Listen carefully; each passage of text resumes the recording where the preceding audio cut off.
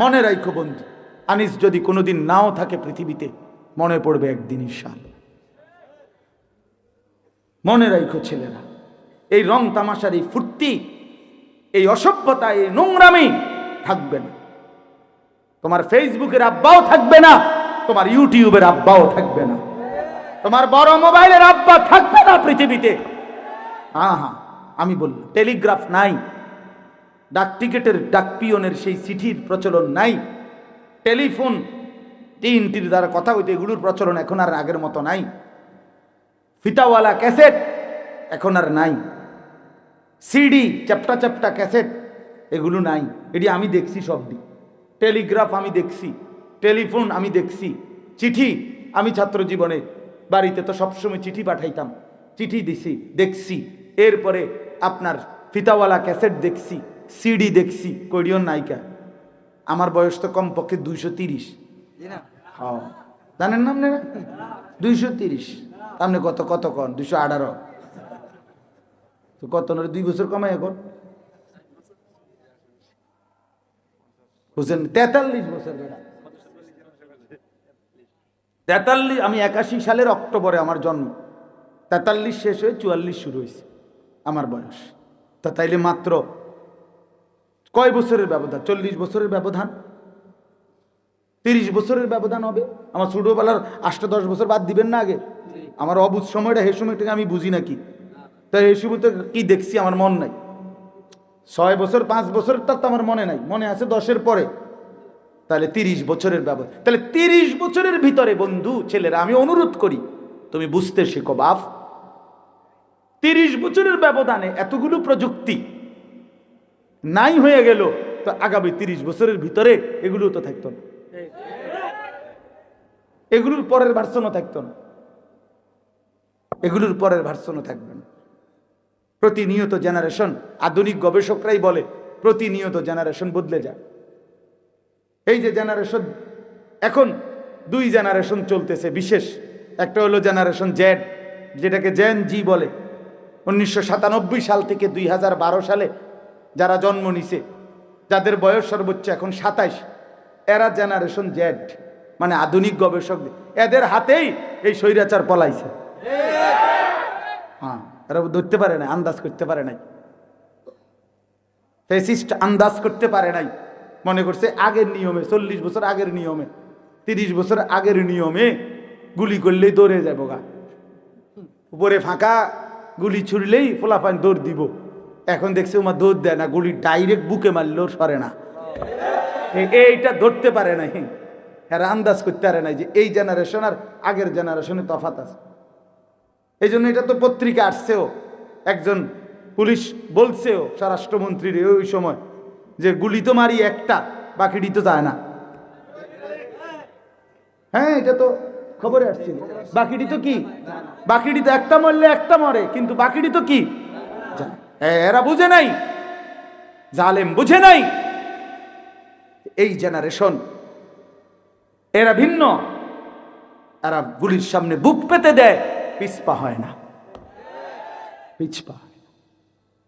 তাইলে এই জন্য বললাম ভাইয়া, প্রতিনিয়ত জেনারেশন বদলায়। 2013-র পর থেকে এখন আধুনিক গবেষকদের কথা হলো এখনকার জেনারেশন হলো জেনারেশন আলফা। এরা নতুন জেনারেশন, আরো নতুন, আরো আপডেট জেনারেশন। এই এখনকার এই ছোট ছোট 7-8 বছরের পণ্ডিত, আম করতে বড় পণ্ডিত, আপনারা জানেন না, এতে কিতা বোঝে, এতে দুনিয়াটা খাইয়া লাগবে। এই এখন পিচ্ছি পিচ্ছি যেগুলো 8-10 বছরগুলো আরো বড় বিচ্ছু, বুঝছেন না? হ্যাঁ, আমরা তো আলহামদুলিল্লাহ, যেহেতু আমার কামে ফোলাফান নিয়ে, এই জন্য আমি এটা নিয়ে খুব পড়ি, শুনি, দেখি। হ্যাঁ, সারাক্ষণ খোঁজ খবর নেই কি হই ছেলেপেলেদেরকে নিয়ে, আর কি বলা যায়, কি করা যায়, কেমনি কি করা। এটা আমার একটা মিশন, ফিকির, আমার আশা। আল্লাহ যেটুকু হায়াত দিছে আমি আমার নওজোয়ান ছেলেদের জন্য বলে যাব ইনশাআল্লাহ, বলে যাব ইনশাআল্লাহ। তো এই জন্য বললাম যে ভাইয়া তোমাদের কাছে অনুরোধ, দোস্ত, লম্বা কথা বলতেছিলাম যে নিজেদের বিষয়ে যত্নবান হওয়া। তুমি বুঝতে শিখো, তোমাকে বুঝতে শিখো। কোরআন শরীফে আছে, আল্লাহ তাআলা বলেন, ওয়ালা তাকুনু কাল্লাযীনা নাসুল্লাহা ফাআনসাহুম আনফুসাহুম। আল্লাহ তাআলা বলে, বান্দা আমাকে এই পরিমাণ ভুলে যেও না। এই কথাটা খেয়াল করো ভাই, ছেলেরা খেয়াল করো। আল্লাহ বলে, বান্দা ইমানদার তুমি আমারে এত লম্বা সময় ভুলে যেও না। বেশি দিন ভুলে গেলে একদিন আমি তোমাকে তোমার আখিরাত, পরকাল, তোমার জীবন থেকে ভুলায় দেব। আমি তোমার আত্মভোলা করে দেব। একদিন এমন অবস্থা হবে, গুনাহ করতে করতে, গুনাহ নাফরমানি, তোমার আখিরাত টোটালি ফাআনসাহুম আনফুসাহুম, তোমার কবর, তোমার আখিরাত, তোমার পরকাল, তোমার মৃত্যু পরবর্তী সব তুমি ভুলে যাবা, কিচ্ছু মনে পড়বে না। উলাইকা হুমুল ফাসিকুন, তখন তুমি পরিণত হবে ফাসিক হিসাবে, পাপী হিসাবে। তখন আর ইমানদারের চিহ্ন তোমার মধ্যে থাকবে না। একদিন তোমারে মানুষ তখন শুধুই বলবে, এটা পাপী, এটা সুদখোর, এটা ঘুষখোর, এটা হারামখোর, এটা জেনাখোর, এটা ব্যভিচারী, এটা লম্পট, এটা চরিত্রহীন, এটা জুয়ারি, এটা মদখোর, এটা নেশাখোর।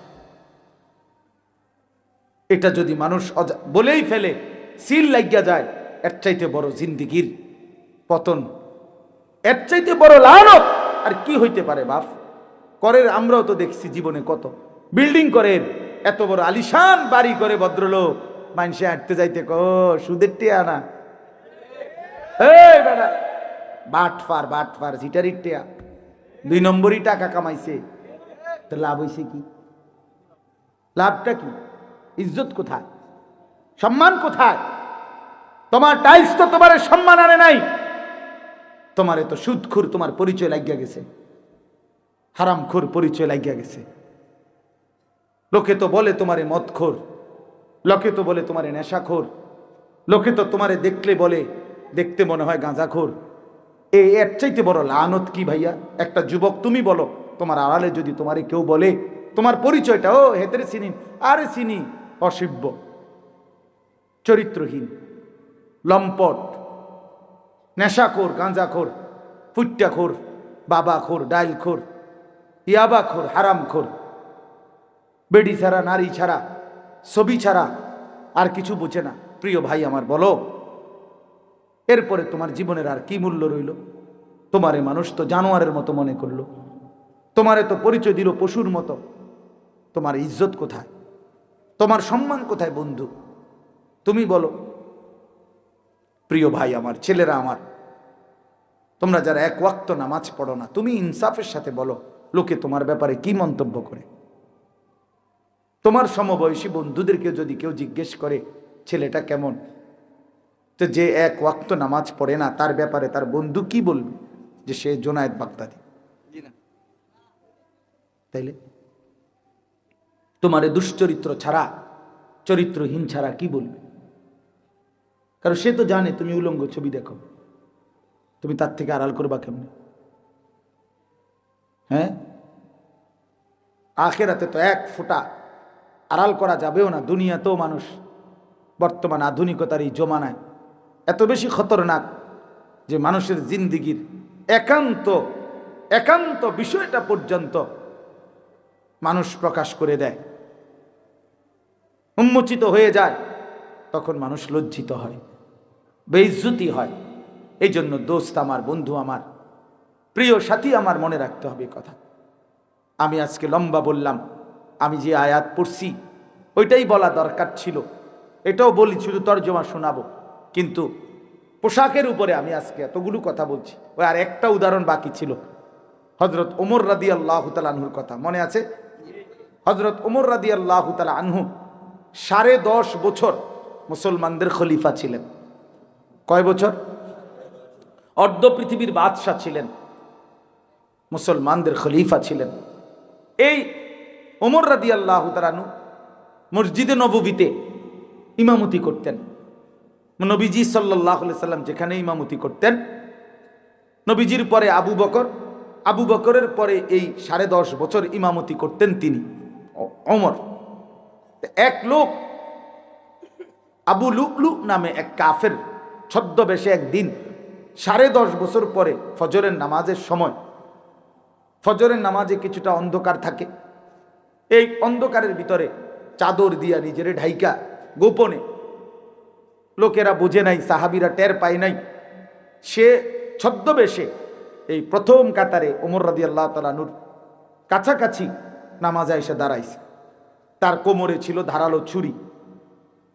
এই ফজরের নামাজ ইমামতি শুরু করছে ওমর রাদিয়াল্লাহু তাআলা আনহু প্রথম রাকাত।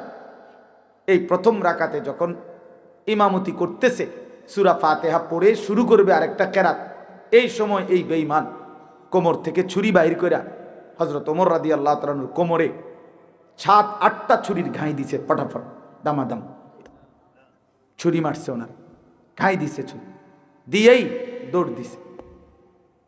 তো হযরত ওমর রাদিয়াল্লাহু তাআলা আনহু কিতাবে আছে স্পষ্ট, একটু পরে গিয়ে আসা ওনার নারী বুড়িগুলো পর্যন্ত বের হয়ে গেছে। এইভাবে চাপ দিয়া ধইরা হযরত ওমর রাদিয়াল্লাহু তাআলা আনহু একজন সাহাবী আব্দুর রহমান ইবনে আউফ ওনাকে প্রথম কাতারে থেকে টান দিয়াই না ইমামের জায়গায় দাঁড় করাইছে।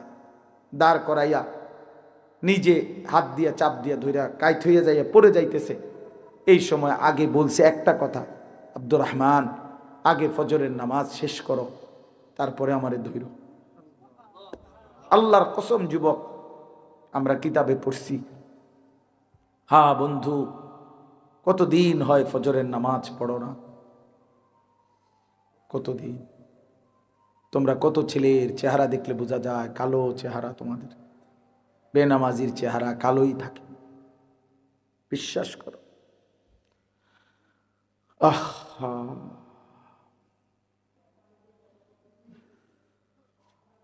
এক বছর কোনোদিন ফজরের নামাজ পড়লা না, কেমনে জিন্দিগিটা কাটাও, কেমনে ভোর হয়, সকালবেলা যে ঘুম থেকে উঠো, লজ্জা হয় না? একটা বারও তো বিবেকে একদিন হলেও তো আসার কথা যে কিরে ভাই, আমি তো একজন মুসলমান, আমার তো একজন আল্লাহ আছে, আমার কি কোনোদিন আমি ফজরের নামাজ পড়বো না? এত পাষাণ, এত নির্মম মুসলমানের কলিজা এত শক্ত হয় কেন?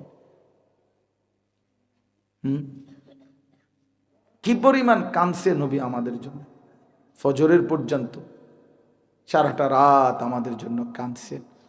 যার জন্য সারা রাত কাঁদলেন সে ফজরের নামাজে সেজদা দেয় না। তো ওমর রাদিয়াল্লাহু তাআলা আনহু বললেন, আব্দুর রহমান আগে ফজরের নামাজ শেষ করো, তারপরে আমারে ধইরো, আমারে ধইরো না। কিতাবে আছে কাঁটা মুরগির মতো ওমর তরফাইছে, রক্তে ব্যথায়, কিন্তু সাহাবীরা আগে ফজরের নামাজ পড়ছে। এরপরে ওনারে ধরাধরি করে ঘরে নিয়ে গেছে, চৌকির মধ্যে শোয়াইছে। এই আমার বলার উদ্দেশ্য যে কথাটা, ছেলেরা শোনো, আমার কাছে আরবি কিতাব আছে, আমি ওই কিতাবে নিজে পড়ছি। এই ছেলেরা ধরাধরি করে, আরে লোকেরা ওনারে যখন ঘরে নিয়ে গেছে, চৌকিতে শোয়াইছে, তখন ছোট্ট কামরা, তো লোকজন 10 জন 5 জন 4 জন করে করে দলে দলে লোক আসতেছে, দেখতেছে, কাঁদতেছে। মানুষের মধ্যে খবর হয়ে গেছে না যে আমিরুল মুমিনিন রে কি করছে, ছুরি মারছে। দলে দলে মানুষ ছুটে ছুটে আসতেছে।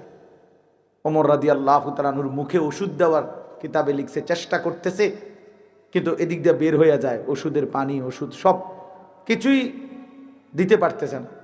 ওমর রাদিয়াল্লাহু তাআলা আনহু তখন তাৎক্ষণিক যাবতীয় সিদ্ধান্ত, যেটা যেটা বলার, যেটা যা করতেছে, কারণ উনি বুঝতেছে উনি আর বাঁচবে না। এই সময় প্রিয় ভাই, স্পষ্ট কিতাবে লিখছে এক যুবক এই অন্যদের সাথে সেও ভিতরে ঢুকছে ওমর রাদিয়াল্লাহু তাআলা আনহুকে দেখার জন্য, যে আহত হয়েছে, যে এখনো তো মারা যায় নাই। এই সময় ওমর রাদিয়াল্লাহু তাআলা আনহু শেষ অবস্থা, আপনার রূহ যাবে যাবে, আল্লাহর কসম কিতাবে আছে, ওই যুবক যখন ঢুকছে ওমর রাদিয়াল্লাহু তাআলা তার দিকে তাকাইছে, দেখছে যে তার পায়ের লুঙ্গিটা টাকনুর নিচে। আল্লাহর কসম, ওমর এই অবস্থায়ও সাথে সাথে বলে উঠছে যে ইরফা ইজারাক, যুবক তোমার লুঙ্গি উপরে উঠাও। এই কথাইটা বলার জন্য বলছি, তোমার লুঙ্গি উপরে উঠাও। আমি দুনিয়া থেকে বিদায় নিচ্ছি, তবে আমার রসুলের সুন্নাত আমার চোখের সামনে পালন করবে না, আমি এটা মেনে নিতে যাইতে পারি না।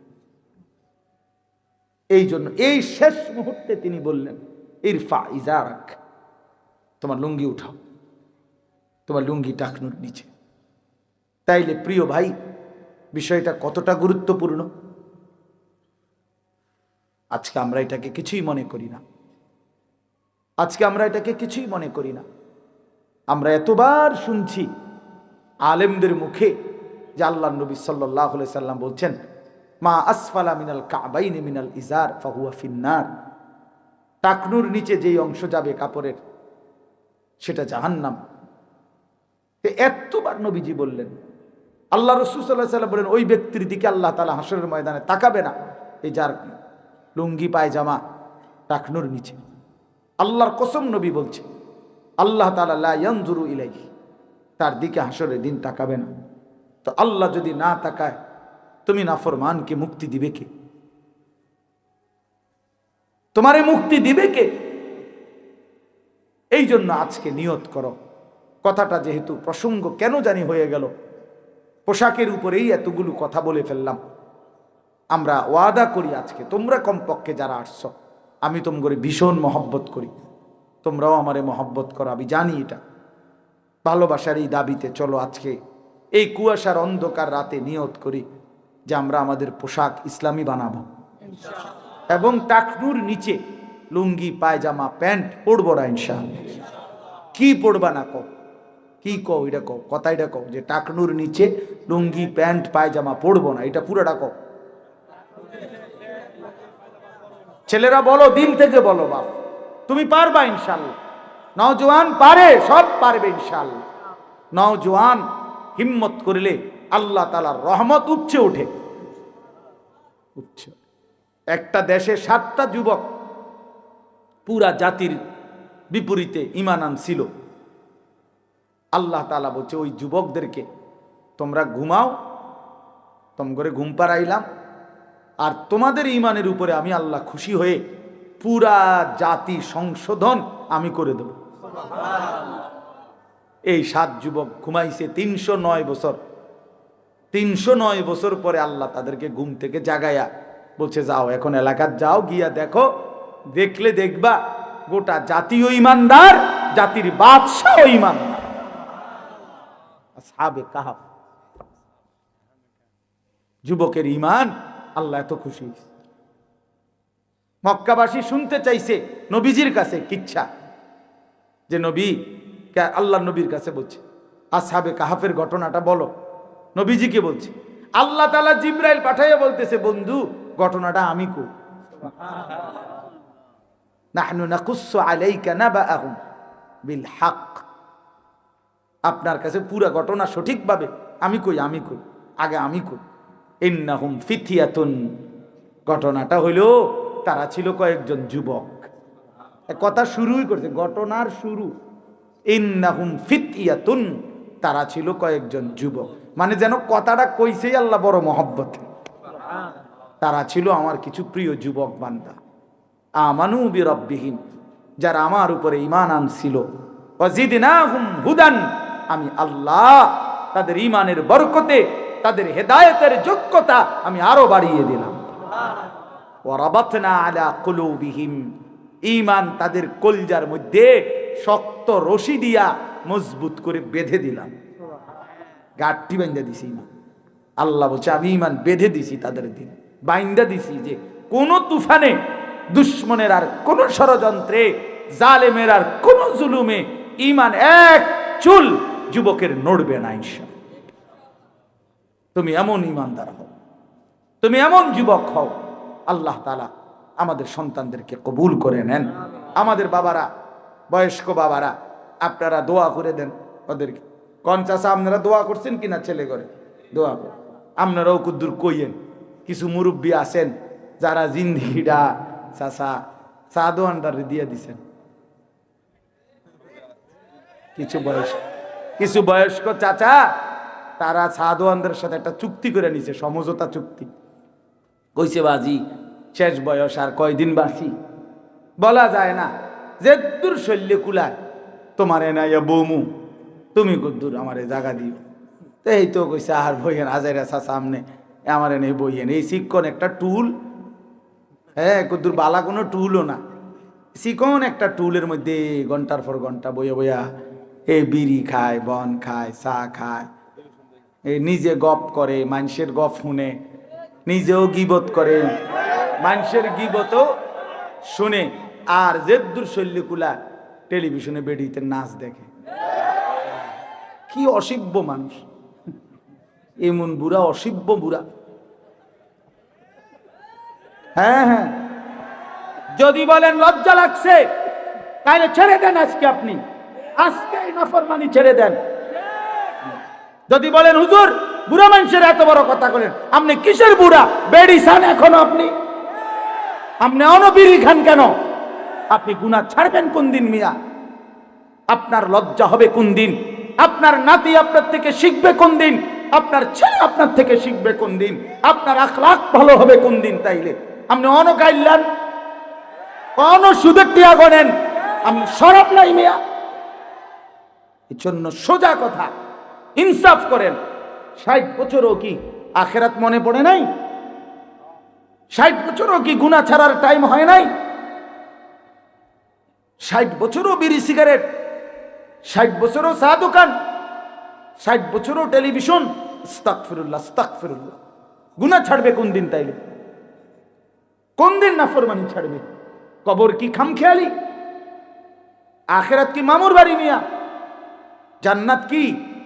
জান্নাত আমনের ফুতে বিদেশ থেকে 10,000 দিছে, মসজিদে দিছেন, জান্নাত ক্লিয়ার। হ্যাঁ, জান্নাত আমনের মামুর বাড়ি। আপনি 10,000 দিয়ে বেহেশতে যাবেন গা? মসজিদে ফ্যান দুইয়ান দিছে, ওটা বেহেশত। আরে বাপরে, আরে বাপরে, বেহেশত কি? 2টা রুম আর একটা বারিন্দা, এটারে তোকে বেহেশত? বেহেশত এই তোমার নাকি? 2টা রুম আর একটা বারান্দার নাম বেহেশত? এত বড় সাম্রাজ্য মালিক যাকে দিবে সবচেয়ে ছোট জান্নাত, আল্লাহ রসুল বলছে 10 দুনিয়া বরাবর। তার জন্য কোনো মূল্য দিতে হবে না, তার জন্য কোনো মেহনত করতে হবে না। এটা এত খামখেয়ালি হয়ে গেল। মাফ করে দিয়েন চাচারা, জিদ করে আমার লগে গুনাহ ছেড়ে দেন। যা বেটা, হুজুর বেটা এত বড় কথা কইছ বেটা, গেলাম না চা দোয়ানে। আমি তো কই চাচা, আপনি শল্যের রুম একটা সেত ডোক, আপনি জিদ করে কালকে চা দোয়ানে যাইয়েন না। চা দোকানদারের ক্ষতি হবে না, আপনি চা খাই আইয়ে নেবেন। আপনি বেডি চাইয়েন না, টেলিভিশন দেখেন, আপনি বিড়ি খানা ছাড়েন। বিড়ি জাহান্নামের খাবার, সরাসরি জাহান্নামীদের খাবার। কোরআন শরীফে আছে জাহান্নামীদের খাবারের বৈশিষ্ট্য, লা ইউসমিনু ওয়ালা ইউগনি মিন জু। জাহান্নামীদের খাবার আল্লাহ বলছে এটার কোনো পুষ্টি হয় না এবং এটার দ্বারা ক্ষুধাও নিবারণ হয় না। বিড়ি সিগারেট অবিকল এরকম, এটার দ্বারা শরীরের কোনো পুষ্টি হয় না এবং ক্ষুধাও নিবারণ হয় না। অতএব এটা জাহান্নামীদের খাবার। নাকে মুখে ধোঁয়া ছাড়ে, আগুন ছাড়ে, এটা বুঝে একটা কিছু হইতে পারে? এটা আমার সর্বোচ্চ বুঝাইয়ে দূর। এবারে হয়তো আগের থেকে প্র্যাকটিস করতেছে। হ্যাঁ, মানে আগের থেকে আগুনের একটা অভ্যাস থাকলে পরে যখন ফুল আগুনে ডুববে এটার দ্বারা সুবিধা হবে একটু। জানা আমার তো কিছুটা অভ্যাস আগের থেকেই আছে, আর নাহলে অনেক একটু বাড়াইয়া দিছে আর আগুনে। এজন্য এটা লজ্জার বিষয়, শরমের বিষয়, হায়ার বিষয়। এটা বিড়ি সিগারেটের এই বদভ্যাস একেবারেই অপছন্দনীয় অভ্যাস। বাবা, নওজোয়ান মাঝ বয়সী আপনারাও ছেড়ে দেন। কেমনে দাঁড়াবেন? রাসূলুল্লাহ সাল্লাল্লাহু আলাইহি সাল্লাম, প্রিয় ভাই নবী সাল্লাল্লাহু আলাইহি সাল্লাম 63 বছরের জীবনে কোনোদিন তিনি দুর্গন্ধ পছন্দ করতেন না। নবী সাল্লাল্লাহু আলাইহি সাল্লাম ঘামের গন্ধ সহ্য করতেন না, কাঁচা পেঁয়াজ কাঁচা রসুনের গন্ধ সহ্য করতেন না। নবী সাল্লাল্লাহু আলাইহি সাল্লাম বলছে 3টি জিনিস দুনিয়াতে আমার সবচেয়ে প্রিয়। আহাব্বুল আশিয়া ইলাইয়া সালাসা, 3 জিনিস আমি নবীর কাছে দুনিয়াতে সবচেয়ে প্রিয়। এর মধ্যে 1 নাম্বার হলো আত্তিব, সুগন্ধি আতর। 1 নাম্বার নবীজির প্রিয় ছিল। নবী সাল্লাল্লাহু আলাইহি সাল্লাম সরওয়ারে দু আলম যে রাস্তা দিয়ে হাঁটতেন, একটু পরে কেউ আসলে বুঝতো মুহাম্মদ আরবি এই রোড দিয়ে গেছেন। কেমনে বুঝতো? মেশকের গ্রানে, সুগন্ধিতে সবাই আন্দাজ করত নবী আরবি এদিক দিয়ে গেছেন। আল্লাহ নবীর ঘাম মোবারকের দিকে সাহাবীরা অপেক্ষায় থাকতো পবিত্র ঘামের এক ফোঁটা ঝরলে সেইটুকু ঘাম নিয়ে তারা আতর মেশক হিসাবে ব্যবহার করত। এত সুগন্ধিময় যিনি, তার সামনে সুপারিশের জন্য এই বিড়িওয়ালা মুখ লইয়া কেমনে দাঁড়াইবেন? কথা বলেন না কেন? হ্যাঁ, হাসরের ময়দান কি সুপারিশের কোনো নিয়ম কানুন নাই? অনেকেই না না নিয়ম কানুন না, অনেকেই বুঝছে আমি আমার গুনাহ আমি করতে থাকি, নবী আছে গেলেই জান্নাত। আরে বাপরে,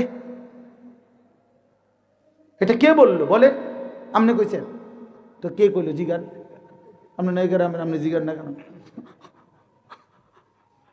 কথা বলেন। রাসূলুল্লাহ সাল্লাল্লাহু আলাইহি সাল্লাম যে সুপারিশ করবে, এটার কি কোনো নিয়ম কানুন নাই? কথা বলেন না, কোনো আইন কানুন আসেনি তো? তাইলে অবশ্যই আইন কানুন আছে, অবশ্যই নিয়ম কানুন আছে। নিয়ম কানুন থাকবে না কেন? বিধিনিষেধ থাকবে না কেন? নবী বুঝি বলছে, উম্মত তুমি মৃত্যু পর্যন্ত আল্লাহর নাফরমানি করতে থাকো, আমি তোমারে বেহেশত দিব, এটারই সুপারিশ। তা আপনারা কি বুঝলেন? অনবরত মিথ্যা, অনবরত অন্যায়, এটা তো ঠিক না বাবা, এটা তো ঠিক না। আপনাদের কাছে আমি অনুরোধ করলাম, রাসূলুল্লাহ সাল্লাল্লাহু আলাইহি সাল্লাম নিয়ত তো আসিল ওমর ফারুক ভাইয়ের কারণে মানে নরম কইতাম, ফাইলামে দোনা শক্ত হয়ে গেছে, মাফ করে দিয়েন, মাফ করে দিয়েন। আল্লাহ তাআলা আমাদের দিল বদলায় দেন, আল্লাহ তাআলা আমাদের জিন্দেগি বদলায় দেন। যুবক ভাই, আল্লাহ তাআলার নবী সাল্লাল্লাহু আলাইহি সাল্লাম মানুষকে কালেমার দাওয়াত দিতে গিয়ে 40 বছর বয়সে খুব পেরেশান ছিলেন, খুব পেরেশান ছিলেন। এই শেষ করে দিচ্ছি প্রিয় ভাই, আল্লাহর নবী সাল্লাল্লাহু আলাইহি সাল্লাম ভাবতেছিলেন, হায় মাওলা, আপনি আমারে এই সারা পৃথিবীর মানুষের ইসলাহ সংশোধনের দায়িত্ব দিলেন, কিন্তু চারদিকে তাকাইয়া নবী দেখে, হায় হায়, মানুষের মধ্যে সমস্ত নাফরমানি, 16 আনা, চুরি, ডাকাতি, জিনা, ব্যভিচার, মদ, জুয়া, খুন, ধর্ষণ, নারী নির্যাতন, ছিনতাই, রাহাজানি, কুফর, শিরিক, মূর্তি পূজা, সব 100 ঠিক না? যখন নবীজি কালেমার দাওয়াত শুরু করছেন তখনকার পরিবেশটা কেমন ছিল? সকলেই কি জঘন্যতম পাপে লিপ্ত। তো নবীজি সাল্লাল্লাহু আলাইহি সাল্লাম ভীষণভাবে চিন্তিত হয়ে গেলেন, হায় হায়, আমি কেমনে শুরু করুম? কোনান দিয়ে ধরমু? আগে চোরেরই ঠিক করবো না ডাকাইতেরে আগে ঠিক করবো? কোন দিক দিয়া ধরমু লাইন? সব তো পাপে ভরা, জাহিলিয়াত, অন্ধকার। তো এই সময় নবী সাল্লাল্লাহু আলাইহি সাল্লামের চিন্তা, পেরেশানি, মনে হয় যেন কোমর বাঁকা হয়ে যাচ্ছে, অর্থাৎ টেনশনে, মানে বুঝাইতে চাইতেছে একদম অস্থির হয়ে যাচ্ছে নবী। আহা, আমি কি করব? আবার আল্লাহ বলে দিছে, ফাস্তাকিম কামা উমিরতা, আপনাকে যে আদেশ করছি এক চুল নড়বেন না, আপনার মেহনত চালায় যাবেন, সুখে দুঃখে আপনারে মূল্যায়ন করুক আর অবমূল্যায়ন করুক, পাথর মারুক আর ঢিল মারুক, আপনার জিম্মাদারি থেকে আপনি এক চুল নড়বেন না। এবার প্যারেশানিটা বুঝি, একে তো সদর বদর মানুষ বেশি, সব আবার কইছে লোরন সরণ যাইতো না, করতেই হবে এটা। তাহলে কেমন ভারী বোঝা নবীজির কাঁধে। তো আল্লাহ তাআলা বলছে, বন্ধু, আপনি কাজটা শুরু করেন, সিদ্ধান্ত নেন করবেন, আপনি শুরু করেন। আপনার কাজটাকে সহজ করার জন্য যা যা প্রসেসিং করতে হয় সব আমি আল্লাহ করে দেব। এই 1 নাম্বার, আলাম নাশরাহ লাকা সাদরাক, আমি আপনার দিল, আপনার ভেতর, অন্তরাত্মার ভিতরে ঈমান, ইলম, হিকমত, তাকওয়া, বীরত্ব, হিম্মত, ইস্তেকামাত, আর্থিক যত অন্তরের আভ্যন্তরীণ যত গুণ দরকার আমি সব আপনার অন্তরে 16 আনা ভরে দেব। আলাম নাশরাহ লাকা সাদরাক, আপনার দিল খুলে দেব। দেখবেন আপনি জমিনে বসে আরশে আজিম দেখবেন। রাসূলুল্লাহ সাল্লাল্লাহু আলাইহি সাল্লাম তো দেখছেন মদিনার জমিন, এখানে পাথরের আঘাত থেকে আলো বের হইছে। নবী বলছে, এই আলোতে আমি দেখতেছি রোম মুসলমানদের হাতে বিজয় হবে। কোথায় মদিনা, কোথায় রোম, ইটালি, এভাবে দেখছে। তার মানে আল্লাহ তাআলা তার দিল প্রশস্ত করে দিয়েছেন। ওয়াযা'না আনকা বিজরাক আল্লাযী আনকাদা যাহরাক, আল্লাহ বলে যে বোঝা আপনার কাঁধে চাপছিল, আপনার কোমর বাঁকা করে দিছিল, আমি নিজে আপনার সেই বোঝা হালকা করে দিয়েছি। অর্থাৎ আপনি শুরু করছেন, ইমানদার হইতে শুরু করছে, একজন দুইজন তিনজন করে করে মুসলমান হচ্ছে, আপনার বোঝা হালকা হইতেছে, লোক আপনার দিকে আসতেছে, করতে থাকেন, বলতে থাকেন। একদিন দেখবেন 20 বছরের মাথায় আমি আল্লাহ বললাম, আল্লাহ জানায় দিছে এই অল্প কয়দিন পরে মক্কা বিজয় হবে। এরপরে দেখবেন 20 বছরে মুসলমান হইছে যা, 1 বছরে 6 মাসের 3 মাসে তার চাইতে বেশি দলে দলে ওয়ারাআইতান নাসা ইয়াদখুলুনা ফি দীনিল্লাহি আফওয়াজা, দলে দলে দলে দলে মানুষ আল্লাহর কোরআনের দিকে, দ্বীনের দিকে, আল্লাহর দ্বীনের দিকে ঢুকতে থাকবে।